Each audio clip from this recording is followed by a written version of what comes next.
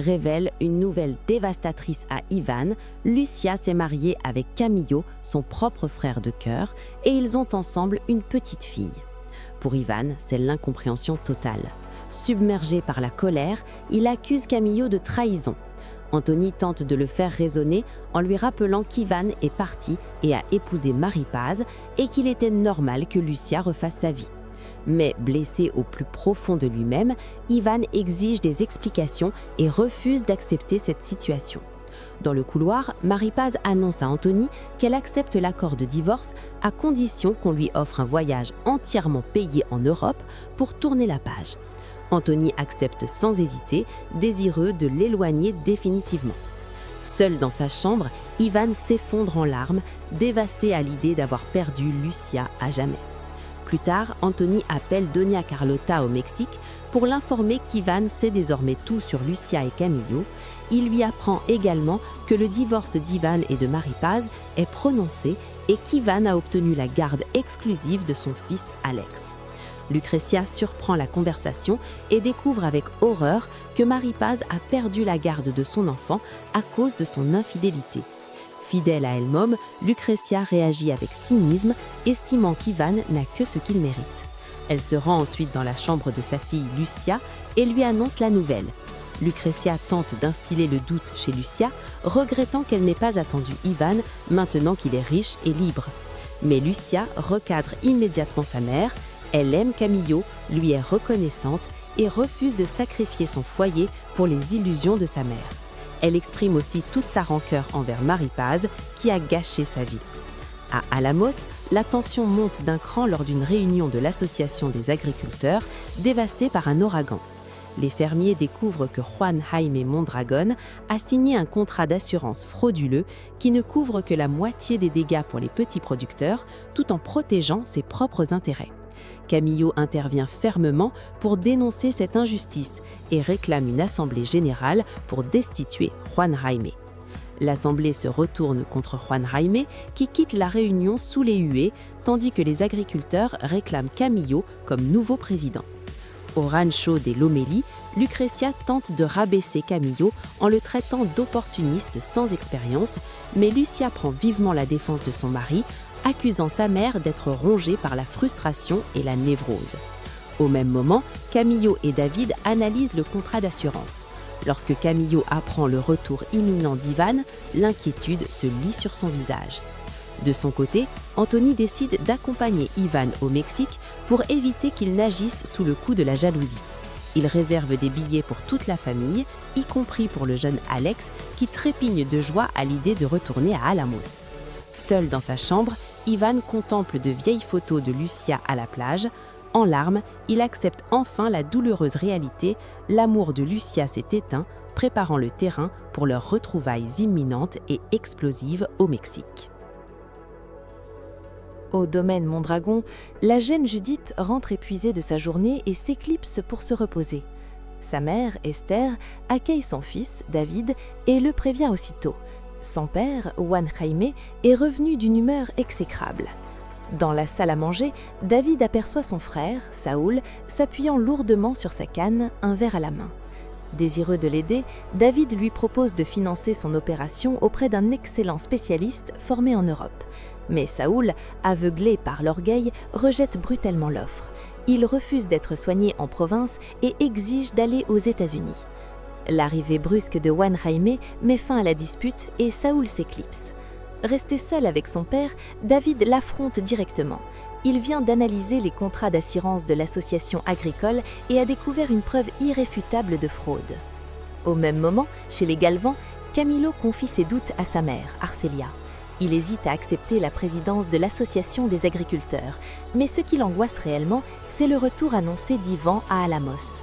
Ivan sait que Camillo a épousé Lucia et qu'ils élèvent la petite Perlita, mais il ignore la vérité capitale. Perlita est sa fille biologique. Arcelia tente de rassurer Camillo. Elle lui rappelle qu'Ivan est parti des années plus tôt sans rien savoir de cette grossesse et que c'est lui, Camillo, qui a assumé son rôle de père. Elle lui demande qui compte le plus pour lui et Camillo affirme sans hésiter que sa femme et sa fille passent avant tout. Pendant ce temps, au domaine Mondragón, la confrontation s'envenime. David détaille la supercherie. Juan Jaime a fait signer aux agriculteurs un contrat d'assurance collectif dérisoire qui ne couvre presque rien en cas d'ouragan, tout en souscrivant pour sa propre exploitation une police individuelle à couverture totale pour le même prix. Sans le moindre remords, Juan Jaime défend ses méthodes et insulte ses propres fils. Il traite Saúl de vaurien et accuse David de trahison. Une fois son mari parti, Esther éclate en sanglots devant David. Épuisée par des années d'humiliation, elle prend une décision radicale. Dès le lendemain, elle quittera la maison pour s'installer chez sa sœur à Navojoa et demandera le divorce. Chez Camilo, l'ambiance est tout aussi tendue. Lucia félicite son mari pour sa candidature, mais Camilo se montre amer. Il se compare à Ivan, affirmant qu'il a dû tout gagner à la sueur de son front, tandis qu'Ivan a eu la vie facile. Ulcérée, Lucia réplique vivement. Ivan a dû fuir le pays parce que Camilo a gardé le silence sur le crime de son frère Antolin. Piqué au vif, il accuse de toujours défendre Ivan. Les pleurs de la petite Perlita interrompent net leur dispute. Pendant ce temps, Saúl s'alcoolise avec son acolyte El Gordo. Désespéré de trouver l'argent nécessaire à sa rééducation, Saúl remarque Carmen, la serveuse. Il tente de la draguer et de l'inviter à leur table, mais Carmen le recadre sèchement, lui rappelant son comportement passé et ses obligations professionnelles. Saúl demande alors à El Gordo de lui prêter sa voiture pour la raccompagner à la fermeture. À la fin de son service, Carmen retrouve Saúl dans la rue. Il l'embrasse vivement et joue la carte de la sentimentalité, prétendant qu'elle lui manquait et qu'il veut monter une affaire pour subvenir aux besoins de sa fille. Carmen reste méfiante, sachant que son père ne lui donnera rien. C'est là que Saúl lui révèle son plan. Il sait que Juan Jaime entretient une liaison secrète avec Lucrecia Curiel. Il propose à Carmen de se faire engager comme servante chez les Curiel pour espionner leur rendez-vous. Une fois les amants piégés, Saúl compte chanter son père pour lui extorquer une fortune et partager l'argent avec elle. Carmen hésite, mais finit par céder sous ses baisers. De retour chez sa mère, Carmen joue la victime. Elle prétexte avoir démissionné de la cantine à cause de clients irrespectueux et supplie Arcelia d'intercéder auprès de Camilo pour qu'il lui trouve un travail chez les Curiel. Touchée, Arcelia promet d'intervenir. Au même moment, dans une ruelle, Saúl et El Gordo règlent les détails de leur futur chantage, fixant la somme à réclamer à 2 millions de pesos. Au domaine Mondragon, Esther dépose une lettre d'adieu adressée à Juan Jaime au pied d'un miroir brisé. Surprise par Judith, elle lui annonce son départ définitif et lui propose de la suivre. Judith décline avec regret, ne pouvant abandonner son travail.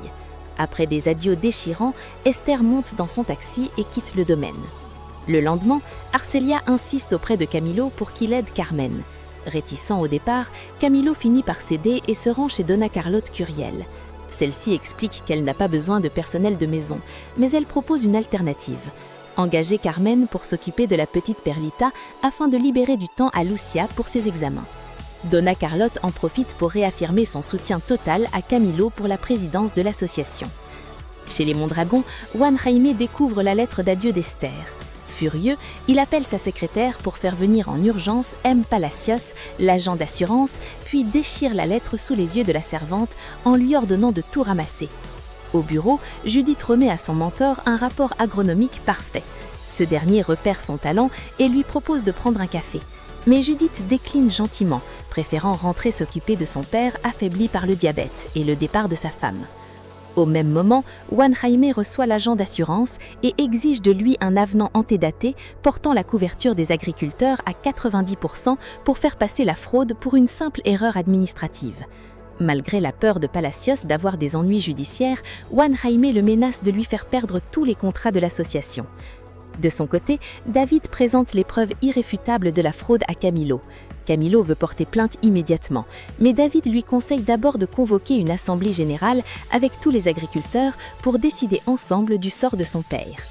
Pendant ce temps, au domaine Maguire, le jeune Alex et le patriarche Anthony Maguire font une entrée chaleureuse, accueillis par le personnel. Mais dehors, dans le patio, l'atmosphère bascule. Camilo se retrouve soudainement face à face avec Ivan. Les deux hommes se défient du regard, scellant le début d'un affrontement inévitable.